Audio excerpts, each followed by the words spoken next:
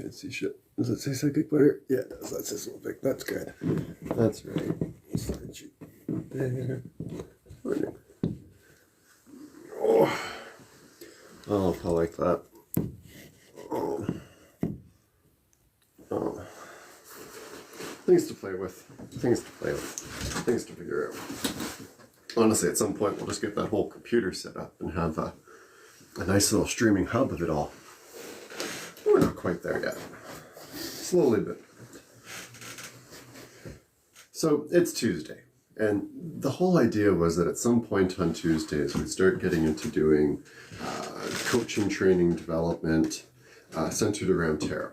And specifically, the whole idea is that if you were to stick around for a year or two, you'd be able to learn tarot from this over the course of that time.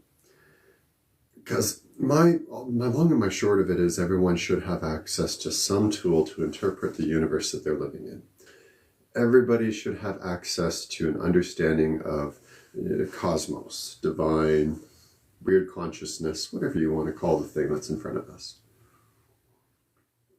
Because for the most part, I think we can all agree that whatever life is that we're living, it is all shared through some experience. If you want to just keep that simple and call it default world, the real world, harsh reality, or hard reality, I can live with that too. Everybody should have a means through which they can interpret the universe that they are living in. Everybody. The idea that such information should be restricted or held back has its history throughout our time as a species, because the information has always been power. Being able to understand what's happening next has always been an available gift if you're just willing to take the time to look and see.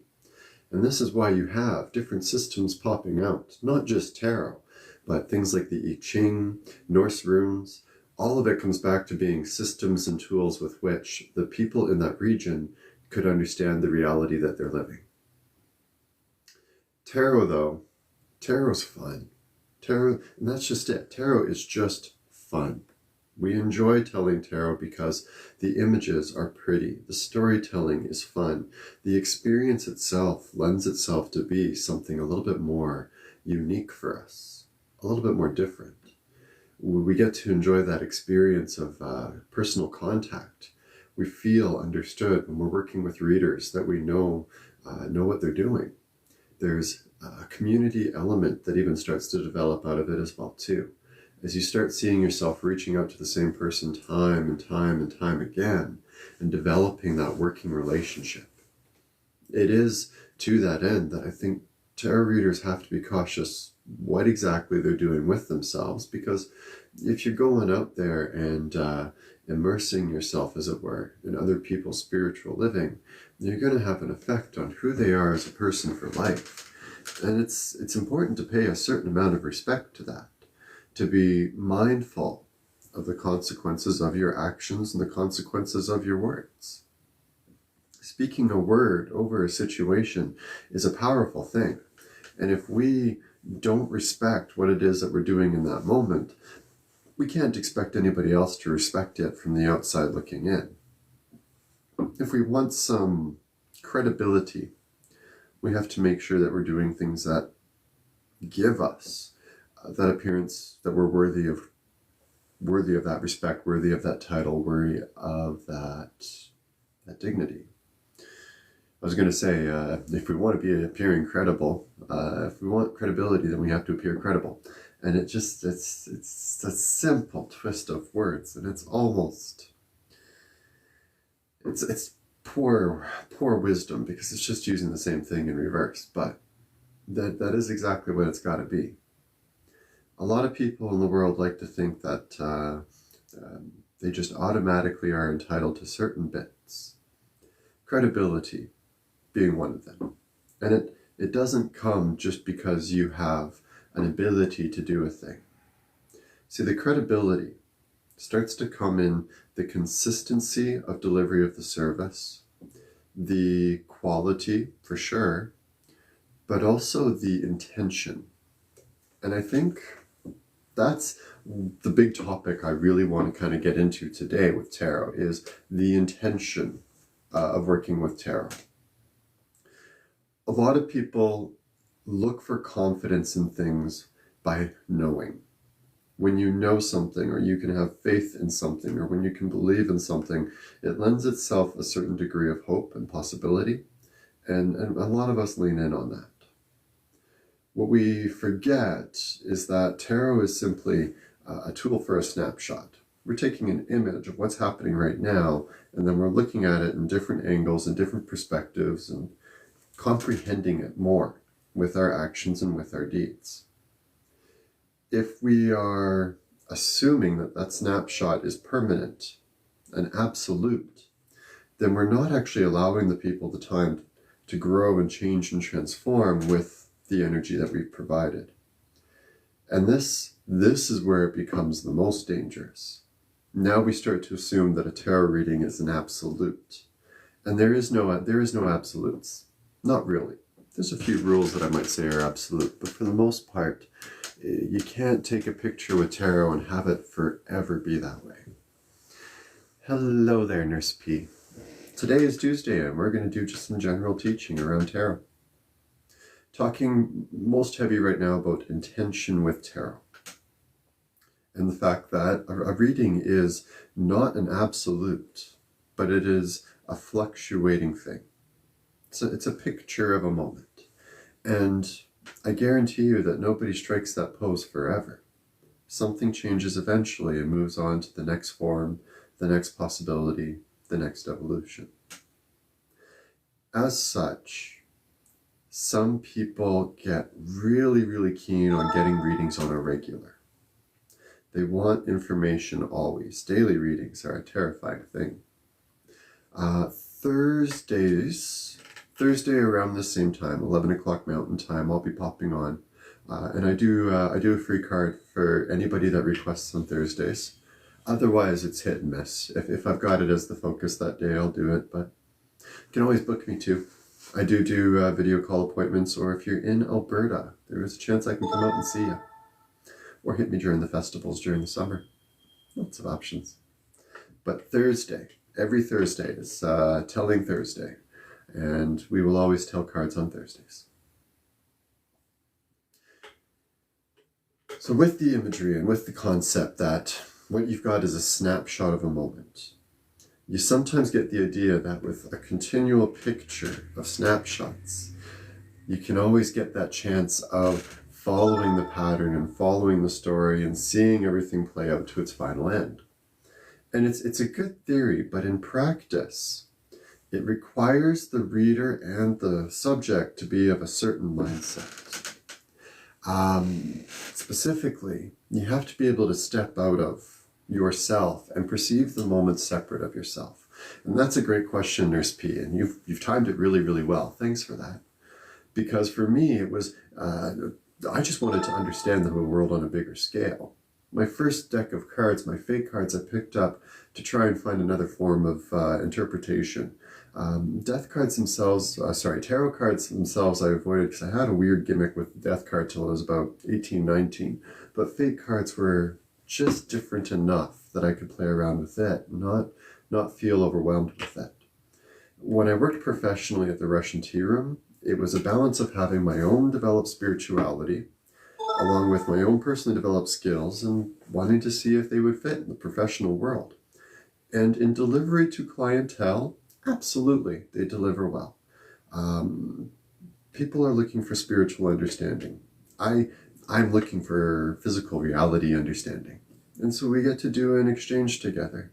I get to teach you another way to perceive reality, and you get to teach me what are the hard truths of life and what is the hard reality that we live in. And then together, we come to understand what a moment means. When you're outside of the moment as an observer, the feelings, the emotions, the desires, they're gone away, because now you just want this moment to play out in some fashion, and you can debate it with a certain level of detachment. Most people don't have that level of detachment. We're very attached to who we are as people, as energies, as concepts of reality. And so when we're challenged to step out of that and be a neutral party to ourselves, it can get very, very difficult. To actually see it through and be fully honest to ourselves in that moment. But if you can do it, if you can acknowledge it, you can start to acknowledge the differences between yourself and others, the fact that we all share a truth and we all have our own personal truth. And somewhere in those differing truths, there has to be understanding, compassion, and capacity to communicate so that we can move forward together. A reader should lean in on that direction, and I used it as a tool to teach myself that directly. Step out of yourself and observe it more as a witness and less as a participant. And excellent method of detachment. Eventually leads to a good little bit of ego killing, and helped me to kind of center on some of the important aspects of reality. I have one universal rule, only one major one, and that is free will is sacred above all else. Respect the free will of all life. And frankly, tarot reinforced that way more than I ever thought it could. So tarot is representative. You take a concept, and that concept can be looked at from different angles and different perspectives. My favorite example being the Fool card, the first of the major arcana. It's brand new, but the term itself means usually idiot. And so you have to look and see, well, what is it that truly makes the fool? The fool usually comes from a place of inexperience. They come from a desire for adventure. They come from a desire for expanding themselves into a world at large. They represent every one of us as little children, just kind of learning how to walk and stumble and fall over. And when you take out the meanness of the idea of fool, because no one would really call a baby a fool, it's trying to stand up for the first time. That's not a foolish thing, but that it knows nothing about what it's doing makes it a fool.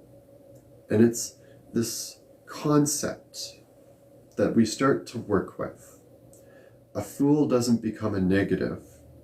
It doesn't become a positive. It just becomes a thing. And that thing becomes applied against an environment. An environment you would more likely find in one of the suit cards. I'm even going to back up a step and break this down from the very, very top, if that's okay with you. Because I've got a program that I usually run individuals through one-on-one when it comes to teaching tarot. And let's just stick with the script of that, if that's okay with you. Because at the core basics, there's 5 major sections to every tarot deck. If the deck together has a major arcana consisting of 22 cards, and then 4 suits, consisting of anywhere from 13 to 14 cards, then it creates a tarot deck. The tarot deck is not necessarily a particular deck or style or art form. It is that structure that makes it a tarot deck. That's sweet guy. Thank you so much for the roses. So if you have that structure, if you have that major arcana and those 4 suits that make up the minor arcana, you have a tarot deck. Most people know the Rider-Waite deck. I used an app once upon a time called Galaxy Tarot while I was learning. It's still out there. It's a fantastic app, and it uses the Rider-Waite imagery as well. These are decolorized versions, but you've probably seen this artwork or line work if you've done any kind of work with tarot. These images are common for us to recognize as readers and work with one another on. The concepts behind the cards should remain the same from tarot deck to tarot deck. I'll explain later why they sometimes do not. The major arcana tells a story. It tells the story about a fool going on his journey through the world. The fool being the first major arcana, the world being the final major arcana. If you line it up properly, you can tell a story each step of the way. The fool is brand new to the world and new and ventured, and they have to discover the capacity of their physical body, mental capacities, emotional reserves, and communication, and soul and will of expression. And through mastering these things, they become the magician who lays these all out on the table in the pentacles, the swords, the wands, and everything else. He has mastered himself now and is ready to manifest a desire into the world, but in addressing the world, he has found that the world is actually addressing him. He falls into position of the high priestess, receiving new insights, understandings, and conveying things, and now is empowered with the gift of this divine laying down upon him, imbuing in them a new life and new possibility, like an empress, fertile and ready to move on, and on and on and on, all the way through all the major arcana cards. I've got a video floating around somewhere I'll find again, and I'll post it up on TikTok, but it's just all about the story and traveling through it. That's how the major arcana must always function. And if it can function as a story and tell that process of being curious about something, and then understanding that something so well that it's now second nature to you and you can move on to the next curiosity, then it's a proper major arcana story. Yes, before I go into the minor arcana, because that's where we're going to start seeing what you're asking about a little bit more clearly. The minor arcana, these change dramatically from tarot deck to tarot deck because people will interpret the energies a little bit differently. Some people interpret them based on a pattern, and these patterns are a little bit harder to see sometimes. You still have 1 through 10, and you could make those numerology references, you could make them just simple number references, you could make them letter references. You might even just take each suit, which represents an element, and think of it in terms of fire size, or water size, or the strength of the wind. There's a lot of different ways that you can break down the minor arcana, and this is where you get people splitting into 2 different types. Pattern readers that are book-learned, hands-on experienced, and just sort of interpret based on the patterns that they know and understand in this world. And intuitive readers. Intuitive readers are neat. And I do believe everybody has some level of intuitive gift. Where that intuitive gift applies and how it interprets in your own mind differ. There's people that they're hearing things of an audible nature.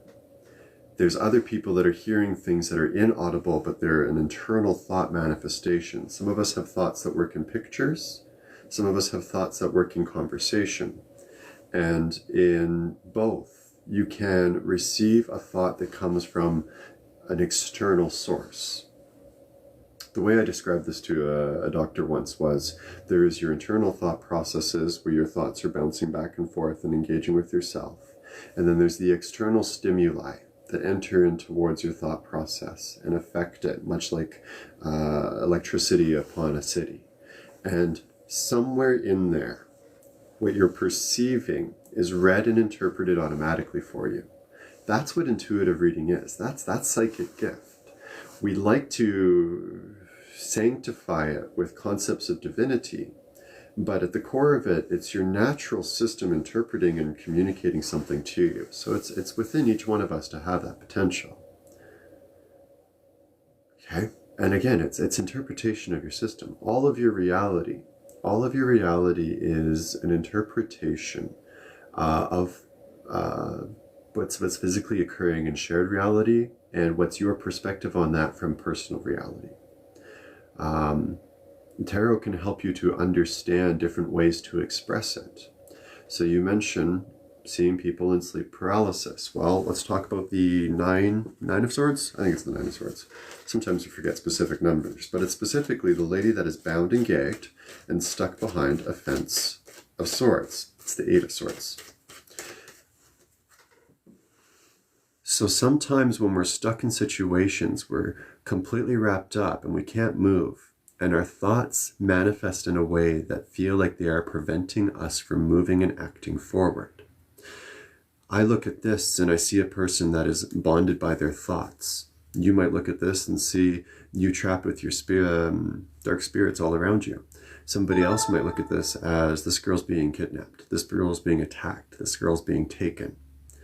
Each of us, based on our own experiences, are going to interpret it a slightly different way, but if we're all of the same spirit, we're all going to kind of see them in that same vein and see the same fashion, right? It's obviously someone that is held back. And now, My main thing is the fact that there is a passageway right behind her. There's a means to actually inch your way through this idea, to inch your way through this concept and get through to an understanding on the other side. But if you go too fast, you trip and fall. You hit the mud, it's no fun. Or worse yet, you walk into a sword and cut yourself. So you have to be careful. You have to be smart. You have to be slow. You have to be aware without actually being, seeing, just feeling, just vibing. And I think for a lot of people, getting to just vibing with cards is like the best thing that you can do. When you become reliant upon it, it's when it becomes dangerous. But if you're willing to just have a casual conversation with it, like a friend that you're having coffee with, it works better. The suits break down to 4 categories, and they represent elements, or the representation of elements to the self. Specifically, earth, air, fire, water. A weird thought in my head. Earth representing the physical body and the physical form. Air representing thoughts, ideas, and the conceptualizations happening here, and the communication that you're expressing outward. Fire represents that passion for things, that heat that burns inside. When we're feeling a need, desire, a want, it's willpower. Willpower is the absolute energy form. And then you've got water, cups, emotions, feelings, and our capacity to connect, flow, and work with and around other people. I personally like the numerology approach, where you understand numerology where 1 means beginnings, 2 means pairings, 3 means first a platform of power, and you kind of apply that to the element. If I take beginnings and apply it to element of earth, I've got beginning bodies, beginning monies, beginning businesses, children, fertility, abundance, potential, possibility, a need to kind of nurture it and work with it.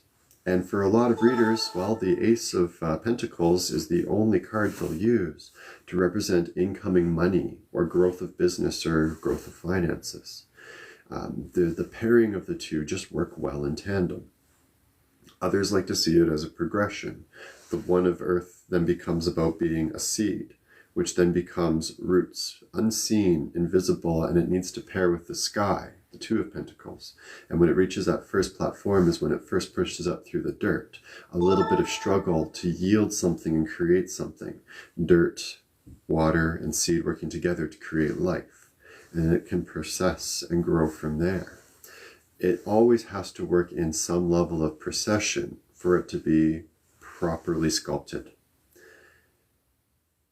If you can look at the imagery of a card and get a sensation of that energy and get a feeling of that mood, then you can read that card intuitively. If you second guess yourself in that process and get caught up in the, well, what, but maybe, what if, and this and that, then pattern reading is going to be a little bit easier for you. But that usually means sitting with each card and memorizing each and every single one. So you're stuck there at that point, reading books and going through tutorials and listening to people drone on and on all the time on YouTube channels. And it's not an awful life, but it's not necessarily the fastest way that we want to work too. King and Queen of Pentacles, so important around the homestead, business associates, business partners, or very, very practical-minded individuals in marriage. New beginnings, because with the Hanged Man in reverse is neat. Let's talk reversals now. Now that this has been somewhat hijacked, sorry about that, Nurse P. If you guys have any questions at any point, though, feel free to throw them out. Reversals. We know we have a card. The card has a meaning. But what if when you're dealing it out, you have these cards all right side up, but this one card upside down? And it happens sometimes. You might not be paying attention to how you're shuffling and things might shake up on you. Or maybe you do it intentionally. I know a few readers that are great about doing it intentionally. Whatever the cause, when you first experience it, you have to make a personal choice then. The personal choice is, do you believe in reversals or not? Will you use that tool or not? The reason I say this is because there's some reversals that have incredible meaning amongst some of the professionals, and in my own testing have been frequently accurate. If you decide that you're going to work with them, you got to work with them for the rest of your time. And if you decide that you're not, then you're just going to fix it every time. You're not going to think about it ever again. The absolute is in personal choice and free will. And that's one of those places where, as a reader, you can express your free will without question. If you as a reader read the reversals, great. If you don't, great.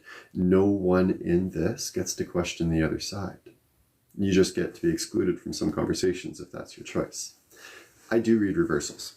And reversed, like the reversed hanged man, for some people, they're going, oh my God, that's a panic. That means the situation's fallen apart. Everything's gone to crap. But what is the hanged man? The hanged man is stuck in limbo, stasis, trapped. If that energy is reversed, we're either not acknowledging that trappedness, or we're being liberated finally from it. I also like to refer the hanged man to the stories of Odin. Upside down on the elder tree, runes in front of him, spends some time staring at them, sacrificing his health and his eye, but he comes out understanding that the runes represent reality. Or Buddha, before he was Buddha, lived in a palace. He left the palace, and things that were happening outside of the palace would never happen inside of the palace. Things like people starving, or dying of hunger, or kind of dying in front of him at all. That wasn't a thing.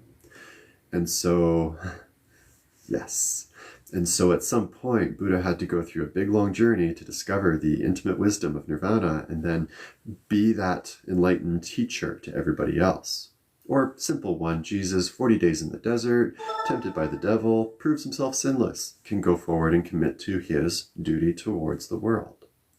The hanged man in reversal means to me that you're not struggling to figure it out anymore. You get it. You get it. You figured it out. You understand that this is what this is. This is the reality. This is the truth. This is the divine. And understanding it is weird. The ultimate it, I like to call it source, universe, all in consciousness, the ebb and flow within all things. Out east they call it Tao. In Taoism they call it Tao. I believe Buddhism calls it Nirvana. I think that might be in Hindu as well. Christianity, it's the Trinity. In Norse mythology, it's Asgard and the representation of Yggdrasil and how the world tree expands into everything. It is all-encompassing, right? When you understand that applying it to your life is a strange thing, but you get it, and your ability to express it to others will fluctuate depending on where they're at in their expression of it. So we see a person here that understands it, but the context is most likely business, with the two people being pentacles at the start. So two people in business realizing that whatever they're trying to do has been failing because it's either not the time, not the market, or just not the concept. And so the Fool is encouraging a new beginning, a new start, but we're not sure where to take it with the Wheel of Fortune. We're taking a chance on some things. And maybe it's this, maybe it's that. My only thing with Wheel of Fortune, fate be on your side, but if you keep your hands on the wheel, you'll guide yourself to wherever you need to be. Yes. Most religions say the same thing in different ways, and that's my core thing. I was raised Roman Catholic, and I've got no qualms against the churches, but as soon as the politics enter the church, it's spoiled. I've tried a lot of different walks in a lot of different ways, and so I best categorize as omniist. My walk I call Bobism. I follow Bob. Bob is everything. Bob is nothing. The universe says hi. Bob says hi. Bob isn't everything, but Bob is an expression of everything. He shows up in everything, like Bob shows up in all kinds of pop culture. Bob is also the same, written forwards and backwards, which satisfies a Christian context. Bob is also short for battery-operated boyfriend, which is a part of worship and service for many people as they worship themselves. Bob could also be seen as 808, and 80 can be representations of off-on binary, representations of universe within the writing. And so it's a bad joke for me. It's not source. It's what I can pull out from source to understand and explain and convey the idea to others. And then I can take that idea and I can compare it and show it in other languages. And then at some point, I usually hit what language a person reads and understands it. And then they get to take it and grow with it from there. That is the end goal. communicate in a way that it can teach everyone to learn every language, show a way that you can link all the things. There was another set of cards you threw in, Three of Wands, visionary journey, long journey, course and path, and needing to go through. Well, Tower in reverse is usually a divorce card or a breakdown of a business card, but you change with the Death card, and Ace of Pentacles at the end would be renewal into new business, new health, and new beginning. So you're playing business fun. Something in your life seems to center around business, health, commerce, or all those things that works along. And it gets fun when you start exploring it for yourself, because your interpretations will always be from your perspective of life experiences. If you go out and you burn your way through life, bad things come out of it. You learn through hard knocks, and for some, this is the only way that they will learn. It's me. I like to pee on electric fences for no other reason than to see what happens. I want to know. And living that lifestyle helped to at least give me experience to draw upon. And then when I'm looking at the cards, I can make interpretations based on that. It helps with the intuitive reading, but at some point you have to remove the self out of the situation. A reader has to make sure that they're aware of when they show up within the cards. When they show up, they're now reading about themselves. They're not reading about the client anymore, and they need to clean that out, remove that energy, or start a new spread, something to reset it. If you can remain as an outside observer in all readings, then you've mastered what reading is supposed to be about, giving advice and giving direction to others, giving comprehension to others. When you have different readers working on the same topic, you get different perspectives and different interpretations. If you've ever played Dungeons and Dragons, I'm a big nerd, so this is a good reference point for me, but in Dungeons and Dragons, they have something called alignment. Lawful good, lawful neutral, chaotic good. Lawful neutral, lawful good, lawful evil. Neutral good, true neutral, lawful neutral, chaotic evil, lawful evil. I'm messing these up horribly, and I'm so sorry. But the scales basically come down to law and chaos and good and evil, and combining those together to make some function of how a person views the world and their approach. A tarot reader should be lawful neutral. A lawful neutral character is very much like a judge, just evaluating things and measuring them. It's not about doing what's right in the world based on a personal moral code, and it's not about controlling the situation, and I'll come to more on that in a second. It's about just providing perspective. When we fall into that controlling element, you get a reader, you get some readers that tell you how the experience is going to go out, and they tell you how you should act. You go and act that way, and the situation plays out exactly as they told you it would. You then go back because you want more advice because they were right. What I have to ask, though, is, were they right because they told you what to do? Or were they right because that's what was going to happen? If they hadn't told you exactly how to act, would something different have occurred? And this is where the ability of some readers to control how a person is going to act becomes their first goal, because then they know they can get the person back and control them again and again and again. I watched a gal charge a couple $500 for 35 minutes. They came back the next day because they weren't satisfied, so she charged them $200 for 15 minutes. It's wretched what some people might do with the understanding of a situation. And so you have to make sure that you're watching to see whether you as a reader are telling people how to live their life, violating free will, or if you are maintaining that professional distance. Also, when you're receiving readings, are they telling you how to be? Are they telling you who to be? Or are they telling you perspective? Are they helping you to understand the overall way? Yes.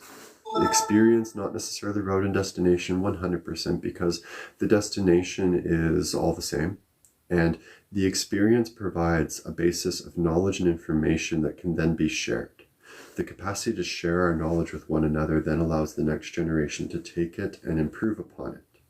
So no one of us is the perfect generation, which is a common misunderstanding every few 10, 20, 30 years. We're the best. It's only going to get better from here. This next generation sucks. Because it sells newspapers and it sounds good on paper. At the end of the day, the next people born automatically will go further, and if given the right tools, they will go deeper than the people that were alive before them. That is the natural process of life: evolution, growth, and transformation and adaptation. But now we're no longer adapting to basic survival. We're adapting to surviving ourselves. We're adapting to knowing ourselves, reflecting ourselves, and communicating ourselves to each other. That's where I think the tarot becomes really, really useful as a tool. It's not like I'm going to expect people to go around posting up 9 of Swords and 10 of Swords, the depression, self-destruction, and I might hurt myself kind of cards. I'm not expecting those kind of flags to go up. But when you sit with somebody and you know that they can have a deep conversation about being stuck in bed rot, anxious and nervous and fearful, the 9 of Swords representing this woman in a bed just struggling, and understanding that a person can share that conversation on an intellectual and emotionally mature level allows us then that opportunity to get deeper into each other and help each other in a way that we're not quite capable of yet. Spiritual health relates more closely to emotional and mental health than it does physical, but it will eventually affect all of them. And at some point here, we have to understand that marriage of order that works with everything. Hi, C. I had an egg sandwich. I'm big on my egg sandwiches in the morning. Oh, coffee. Do love the coffee. I gave up drinking alcohol, though.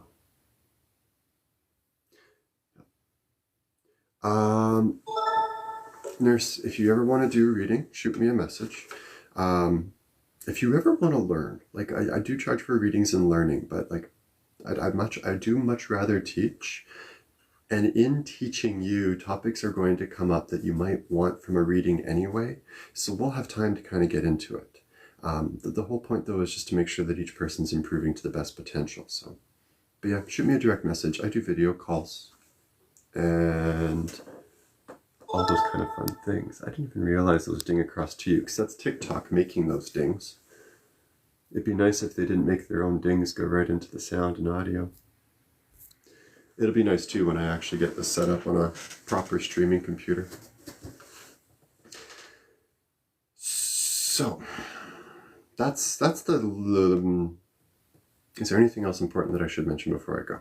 Oh, yeah, so each card representations, each card methods, and then the final step is sort of putting it together in storytelling.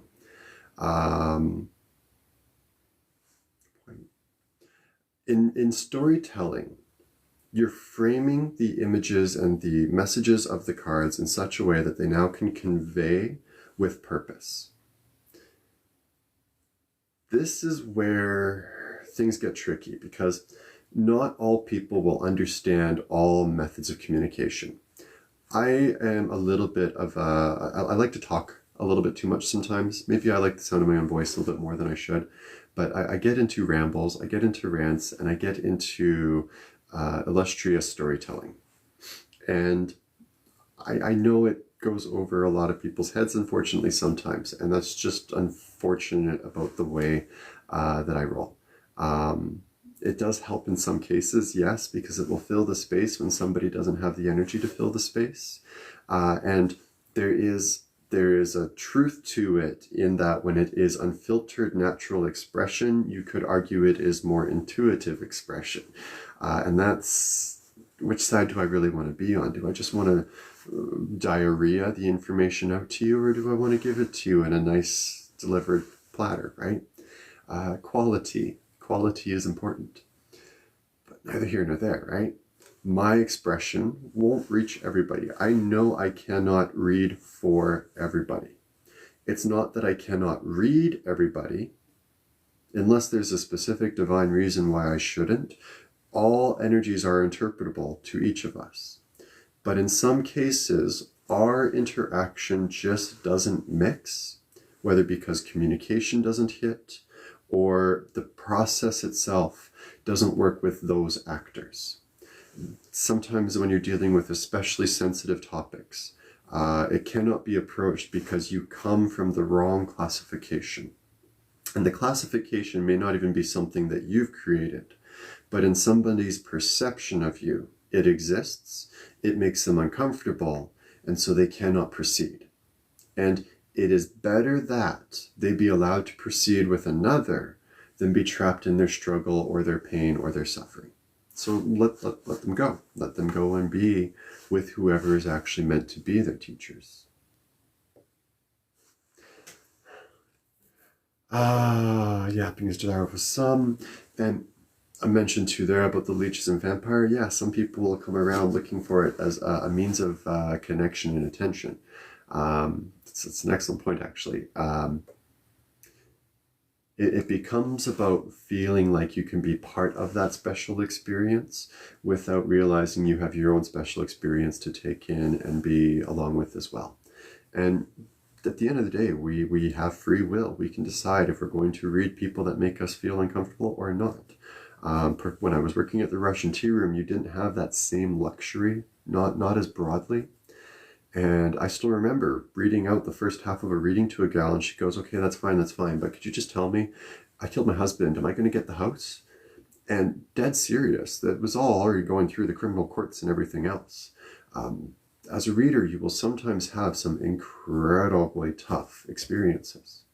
So be prepared if you are going to go out there doing it for others in a professional style.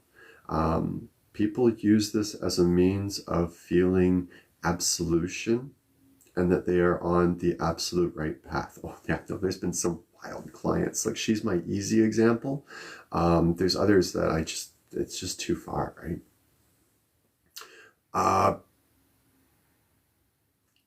There isn't technically, because there's still angels. Angels are a neat concept overall. The idea of free will is not automatic to an angel. The exercise of claiming free will is the development that takes an angel and pushes it more into a devil mindset. Because angels are an old structure concept. They're from they're the original ideas of the universe that have somewhat fleshed themselves out, and it all still kind of works back into itself. Demons, the corruption of a thought. Devils, the delight in the darkness of a thought. And some elements of devil work are really dangerous. Some elements of devil work are simply developments of expression of the self. But you got to recognize where the line is, right? When you're using power as a means of subverting other wills, that's when it starts to work in the idea of what I would classify as evil.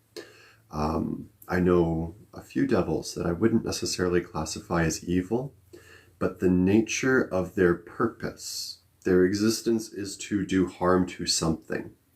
That something that needs to be harmed, it needs to be harmed. And it's somewhat of an evil fighting evil kind of dynamic, because good is incapable of stopping certain things. Those ones, tragic dynamics. But I wouldn't necessarily start working into the idea of absolute all devils are evil or absolute all angels are good. The application of the will and how it respects other process is basically the long and the short. It does.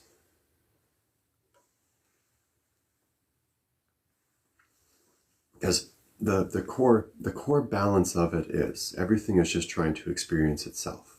We like to see it as sometimes conveying it as a divine war makes it easier for some people to buy into the structure of it, because life feels like a battlefield.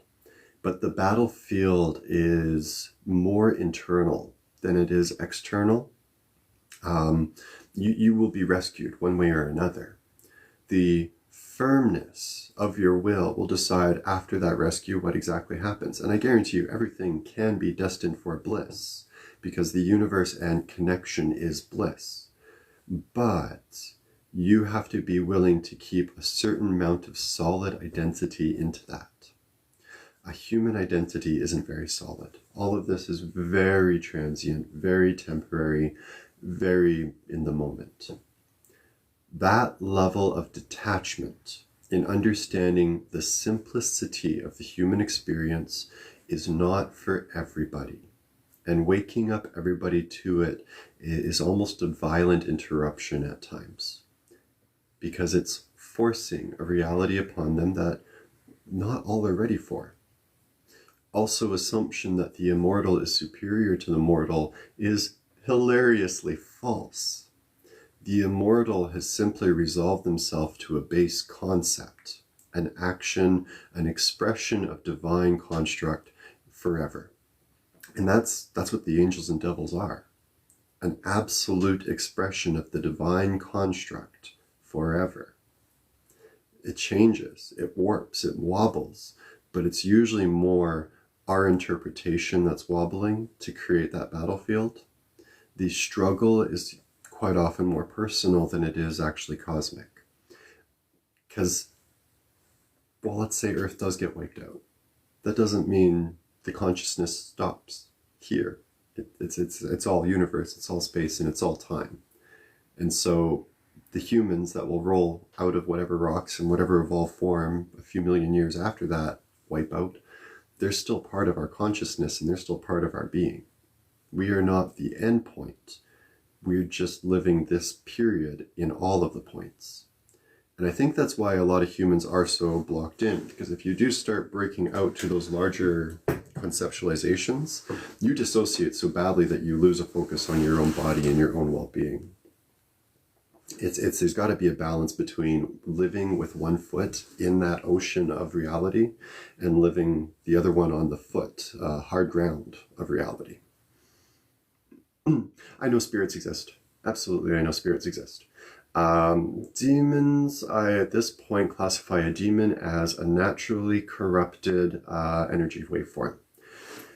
If you look at it from the Japanese perspective, you anger a spirit and it turns angry and hostile and it becomes like a demon. And I find a lot of them are in that same vein and in that same passageway.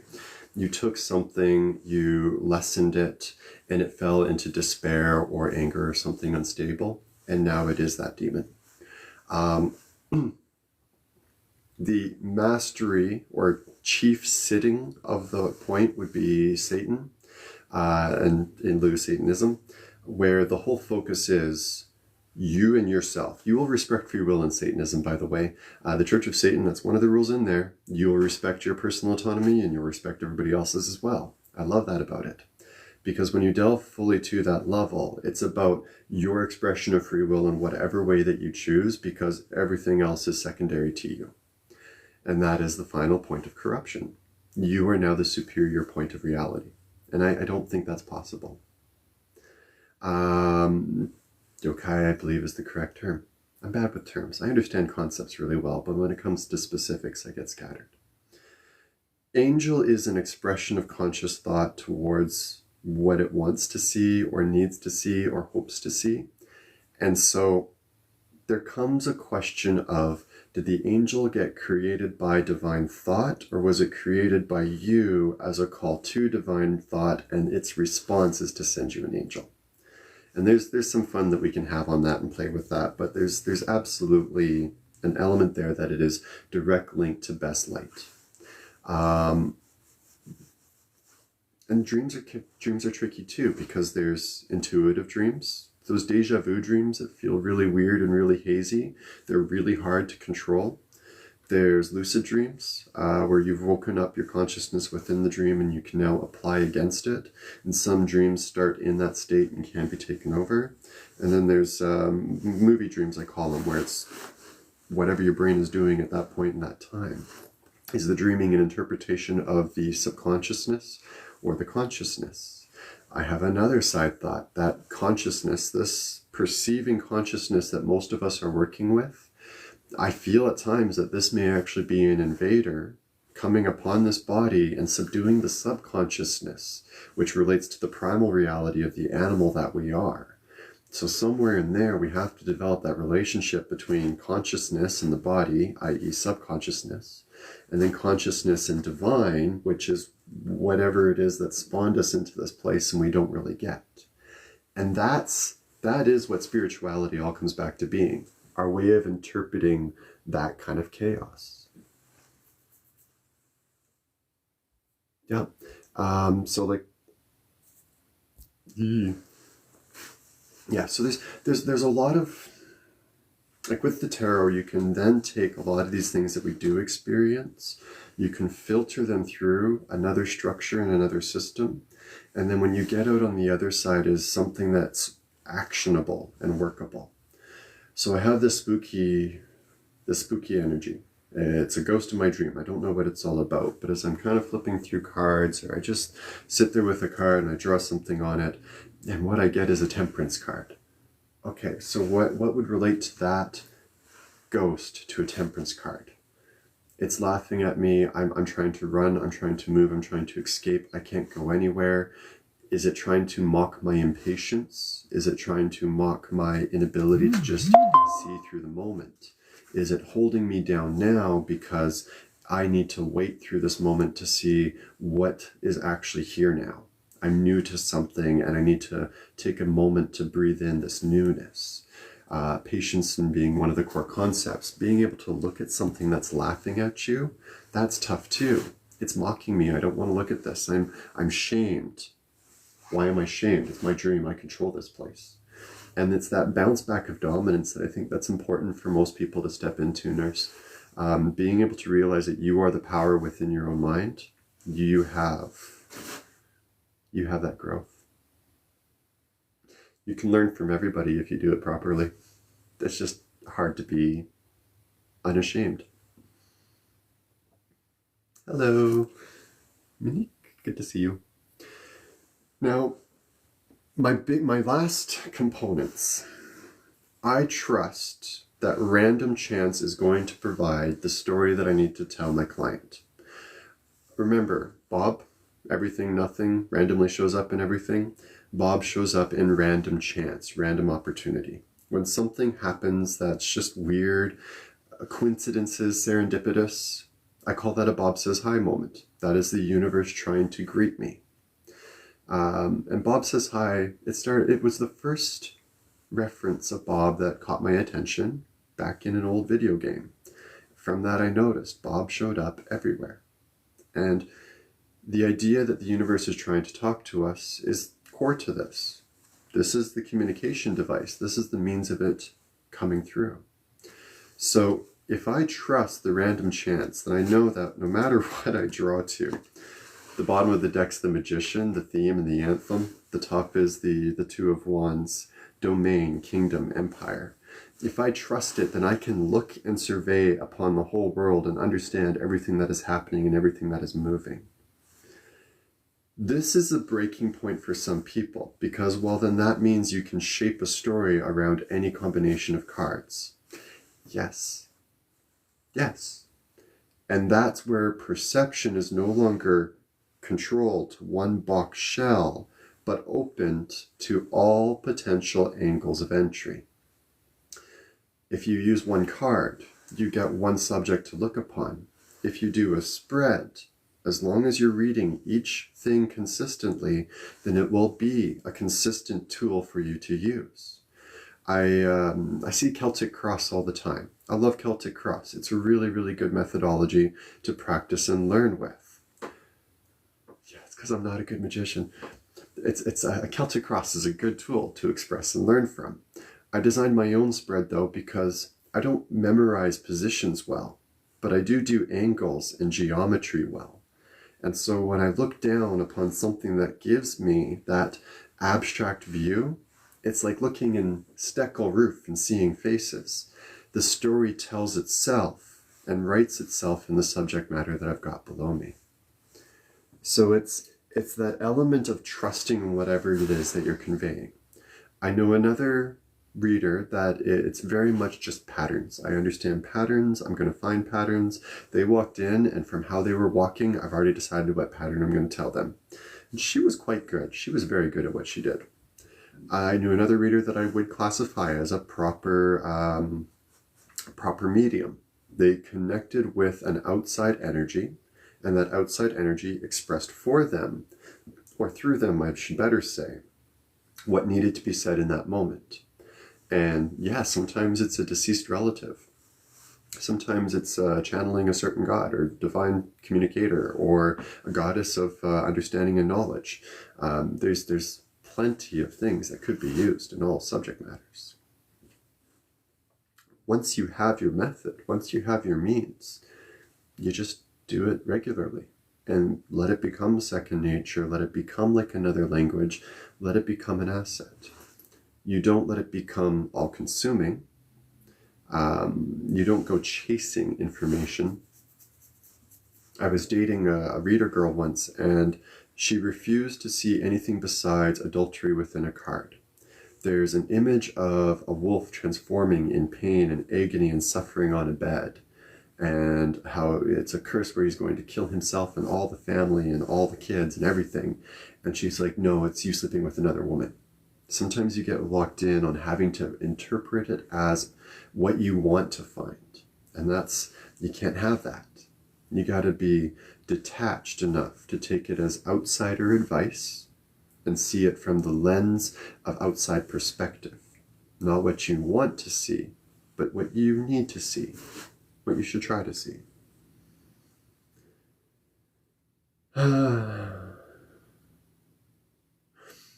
Nothing, if we look at it from a purity perspective, once you have a drop of contaminant within a pure water, that water is forever contaminated, yes. What are the limits of an energetic form, right? I won't get Reiki master training because Reiki masters have an imprint put upon their energy form. I won't let anybody touch me like that. I know my energy form is chaos. I know I'm an agent of chaos. I know that chaos can inspire me to approach very, very questionable situations and moments. I know what I've chosen to do. I know what I understand as ultimately my living compass. And that living compass will override that inner agent of chaos at times. The chaos, I think, is coming from my subconscious. The lawful comes from my desire just really not to fuck this one up. That's the best way I can put it. It's an evolved relationship for us as well, too. A leader can have bias, but if they are, then they're leading to a destination and they're not leading for the people. Like, the purpose of a leader is to express a will. If the leader is a divine king, they don't care what anybody else's opinion is. It's their way to choose. If the leader is an elected official, then they should probably stop doing what the party tells them to do and start doing what their constituents tell them to do. But that's a conversation in politics that most people aren't ready for. The leader has to have a vision. And if it doesn't fit that vision, they have to be willing to remove that part before it causes issue.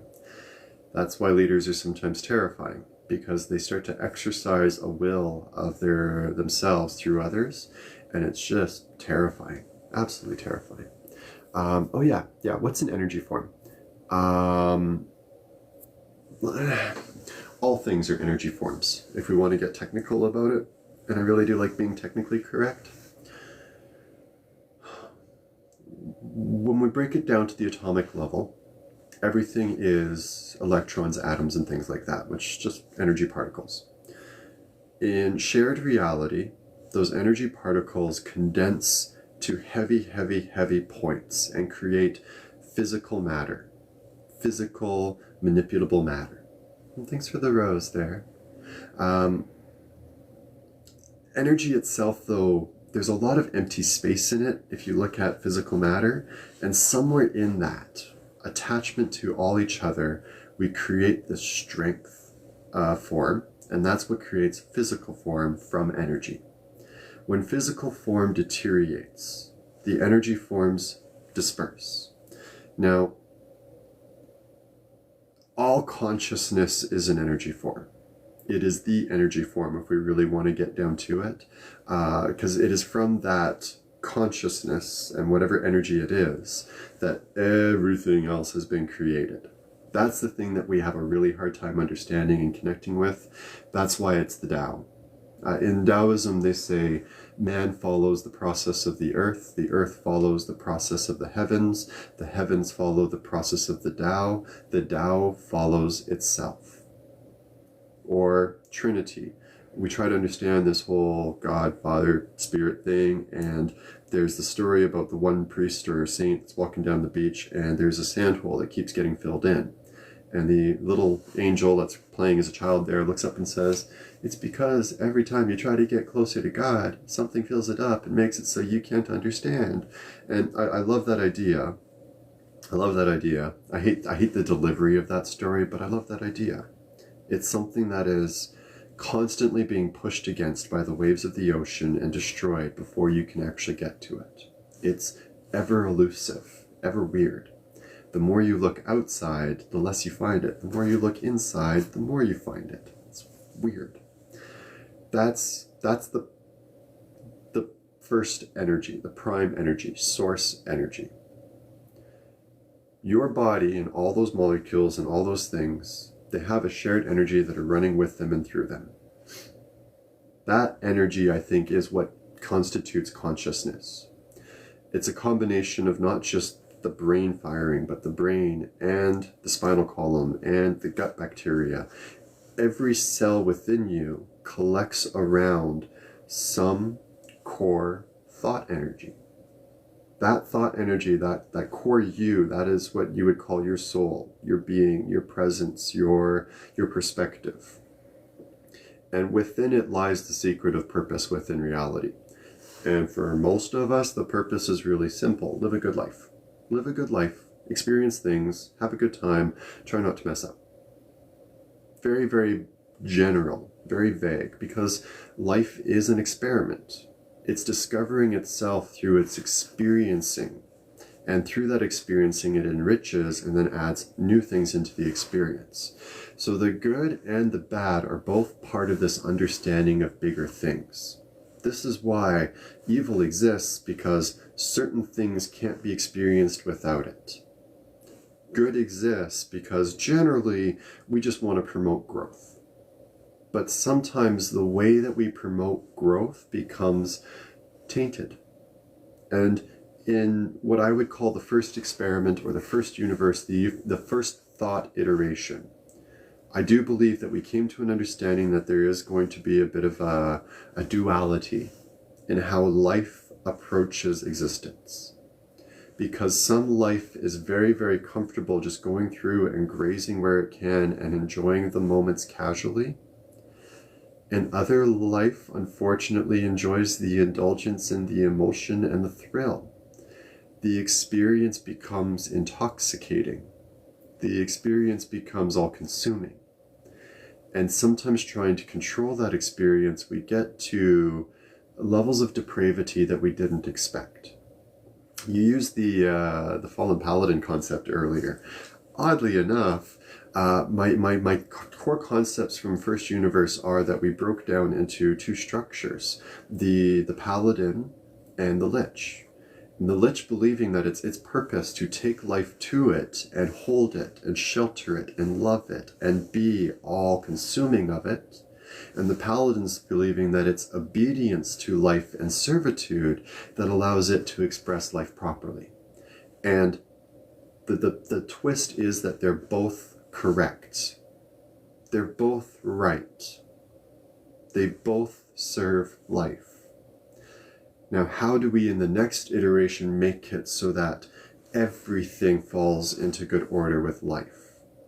And so in combining those two concepts, I feel like something very similar to a drone structure occurred within consciousness. It became very obedient in its servitude, but all-consuming. If anything was outside of that obedience, it would be absorbed in. And I don't think that universe went so well. It's just my gut instinct on it. But we tried. And then we were push through another concept. Okay, we can't all be forced into obedience. So the free will element has to be respected. You're given life, you're given a perspective on life, and you get to choose that perspective towards life. And so it evolves again into how do we express that free will openly and lovingly amongst one another so that each can grow in their own chosen way without any one or the other completely eliminating any other opposition. How do we make it universal free will? And we're working through those concepts and those structures right now, I feel. Life doesn't compare it as this is good for me, this is bad for me. Life just compares it as that's very interesting. That's neat. That's cool. What can I do with it? What can I grow with it? What can I evolve out of this? And how will it be changed by other things that are similar or different?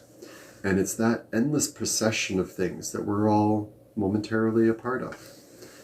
If your energy will, if the form within you that is perceiving this is firm enough in understanding that it's part of that experiment, when it approaches end, it sheds what is the last physical reality's shared experience with everybody and returns to its natural state within the ebb and flow.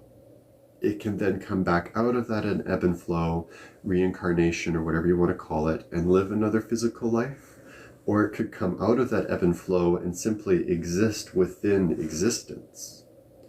If your center program or purpose is centered around the uncomfortable bite of unpreparedness, I could easily see you being and existing as a cold northern wind in late August, early September that reminds somebody that they probably should have put on a fall jacket.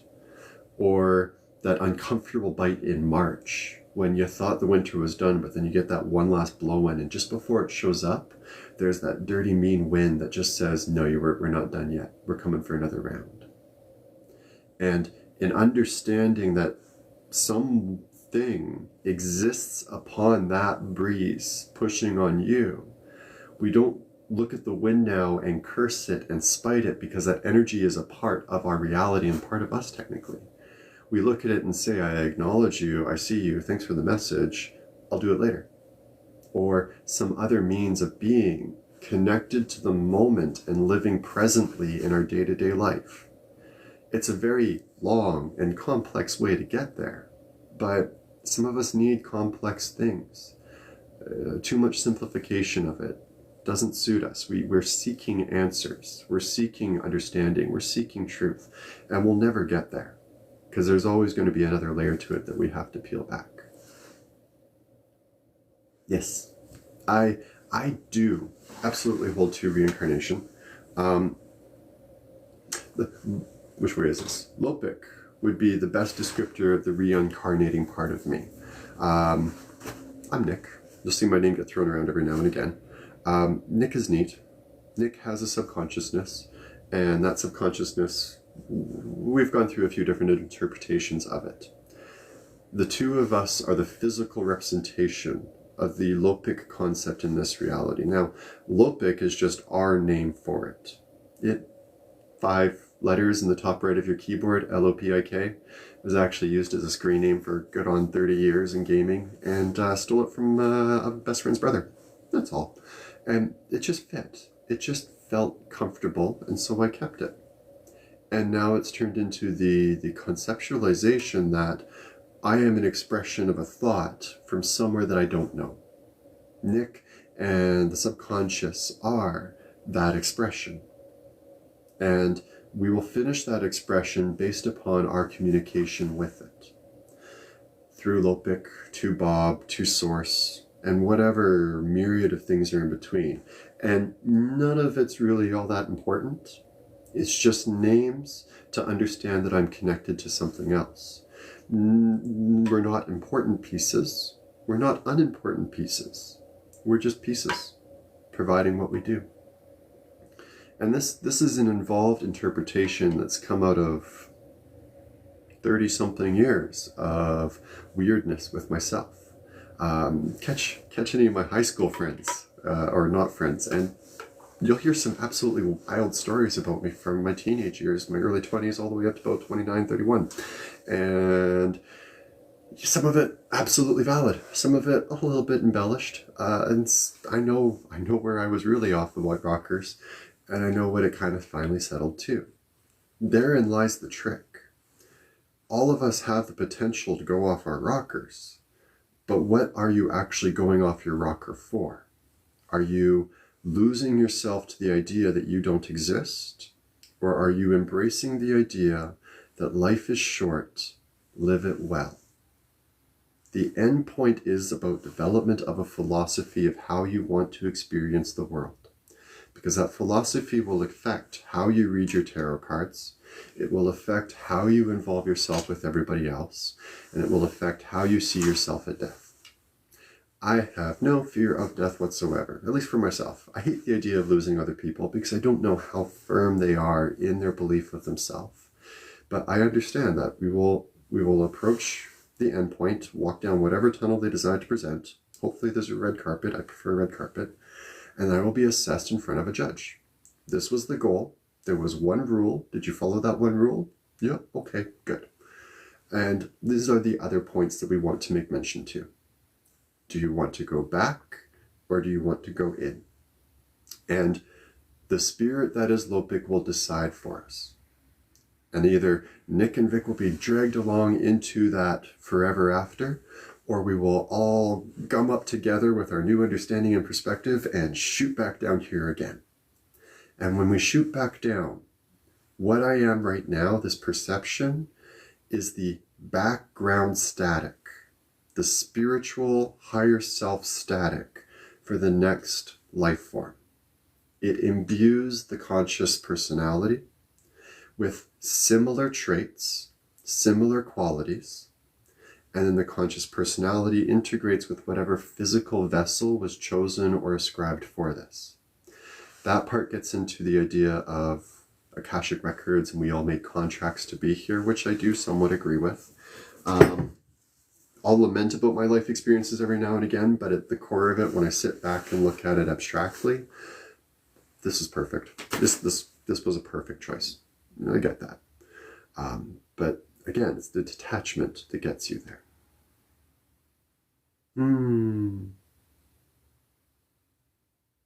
Prefer a red approach. You're going to have to go deeper on that, because first, are we talking red mages of Faerun? Are we talking absolute warlike domination kind of approach? Or are we talking a rooted root chakra, deep in the blood kind of approach? Well, yeah, honesty is the only thing I've got, because at the end of the day, I'm going to die at some point. When I do, if I don't say anything, then all of this goes with me. That's why I think the public honesty is the most important part. And most people aren't ready to kind of dive into this side of spirituality and mental health and what it all could mean, because it means doing a little bit of a self-analysis and dealing with yourself on levels that are scary and terrifying, because it's accountability. Trying not to. Anyway, that's most of my rant there on the reincarnation dynamic. It all comes back to how well you can keep yourself threaded and work together. Yes. And rational self-analysis that goes beyond just the what do you want, but gets into the what do you want to leave behind for yourself. Egyptians had a thought about death. You die 2 times. You die the physical death, and then you die a second death when you are forgotten by the people in the world. And what is your legacy, and what is the echo of yourself? If you can consider what matters to you when you have no influence on it, that's when you start to realize what matters in the most tangible and important ways. The world is growing and learning. The thing that matters to me most is that people can find an expression of themselves that others can connect to and relate to. Because the legacy becomes the lesson, the teaching point for the next generation. at some point out there, somebody, we'll use the Otherkins. I'm going to use the Otherkins for this. It was a grouping that started up in the 1990s, early 2000s, because they felt a need to reveal themselves in a different way and different expression. And truthfully, it was relation more towards fantasy-minded concepts as a means of identifying soul. This, I feel, has evolved and transformed into a number of different expressions. And it was probably happening even before the Otherkin as well, too. So now the new expression is a question about identity, gender identity being a really hot-button topic right now. And specifically, what is my child? And prefacing this, it's my opinion that all living beings share both masculine and feminine energy. On an energetic point, we're all both. But in how we understand that in day-to-day bits, there's a lot of different ways of going about it, and people like absolutes, people like black and white approach. They don't like this gray idea. With the gray idea, the people that like black and white typically think that the worst is going to happen. And in doing that,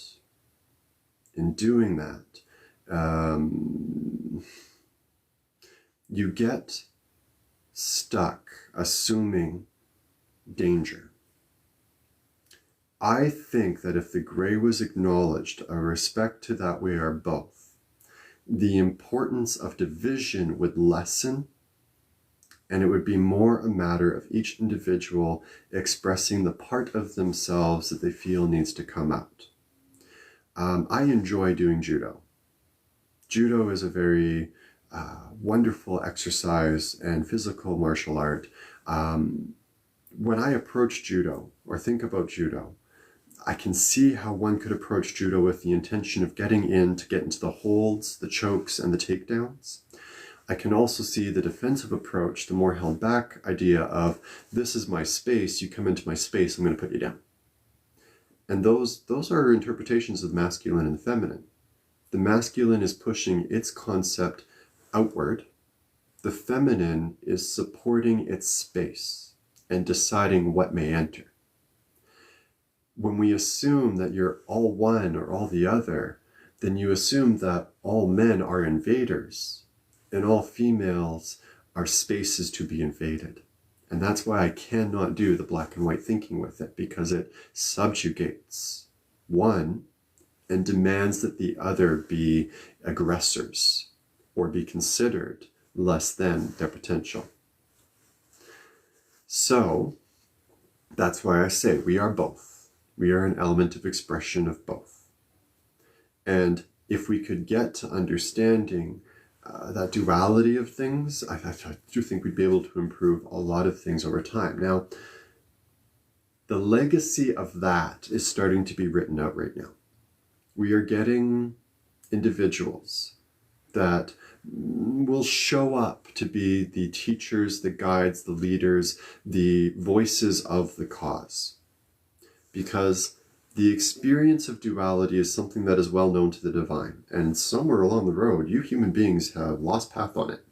And so let's reintroduce this concept. Let's relearn about this. Because no, you can't be all one or all the other. You are both.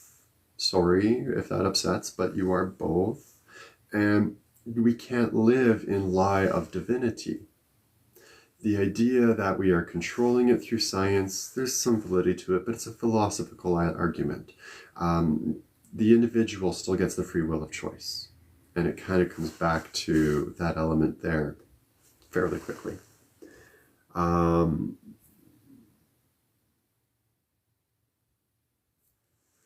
Just kind of streaming through. Yeah, no, I will rant about this endlessly. I'm more than happy to be at least promoting the conversation on it.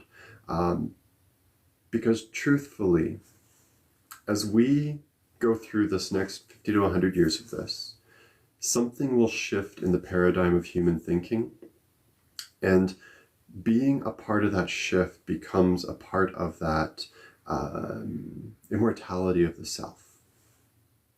If your soul can commit itself to doing something that is greater than itself to teach all the others, it becomes a piece of you. And so in future returns, it's part of what gives you a deeper structure and a deeper function, a deeper resonance of yourself. A new soul is here to experience and find what it likes the most. A medium-age soul has found those things and is now experiencing them to the fullest. An old soul is relishing in, this is what it was cool, it was awesome. And retirement or commitment into being that part of reality is sort of that final step. And if you are that cold northern breeze that likes to remind people that the snow's coming, that's where you'll float in perception for as long as you want to. The idea of this sounds for some terrifying, but you exist perpetually. And isn't that the biggest gift of all from all reality?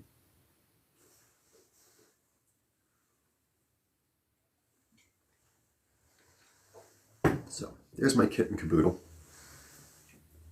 Tarot can help you to interpret some of these things and understand some of these things, but at the core of it, it's just learning the symbolism so that you can discuss the symbolisms in your own life and in your own world with more clarity. Both.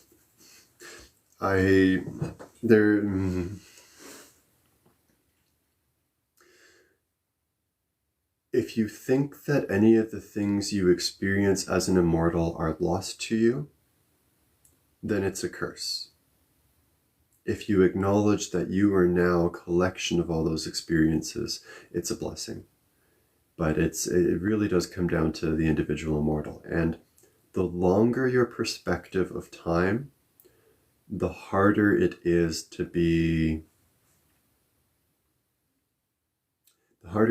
really be real about what it all means and where it's all going to. As humans, we're short-lived, and so we're very much pleasure-driven and experience-driven. You look at a lot of people's thoughts and conceptualizations around the longer-lived species, and they're almost lethargic. They're almost forgetting what it means to be excited about the taste of life. We'll definitely chat it up, Nurse P. A default world is what the Burning Man people use as a term, and I picked that up this year at Shambhala, and I really do like it because places like Shambhala, Burning Man, certain churches, certain festivals, certain natural sites, they become a separate reality from what I would call default reality, and the rules there change. Shambhala is fantastic for generating serendipitous moments.